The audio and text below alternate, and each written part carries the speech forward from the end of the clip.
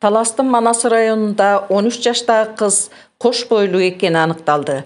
Бул тууралуу бүгүн 18 февралда облустук оорукананын башчысынын орун басары Нургүл Момбекова билдирди. Маалыматка караганда кош бойлуу кыз облустук ооруканага 16 февралда жаткырылган. Текшерүү учурунда анын 27 апталык боюнда бар экени аныкталган. Мындан сырткары бейтап кичине кезинен эле талманын оор түрүнө чалдыкканы белгилүү болгон. Бейтап ден соолугуна байланыштуу ичиндеги баланы убагына жетип төрөй албайт. Анын үстүнө баланын баш сөөгү өспөй калганы аныкталды. Боюнан операция жолу менен алдырыш керек, деди Нургүл Момбекова. Облустук милиция аталган факты боюнча бейтаптын апасы 8 февралда арыз жазганын билдирди. Иликтөөнүн жыйынтыгында шектүү катары 45 жаштагы өгөй атасы кармалган. Факты боюнча кылмыш жана кодексинин 154-беренеси менен кылмыш иши козголду. Учурда тергөө иштери жүрүп жатат.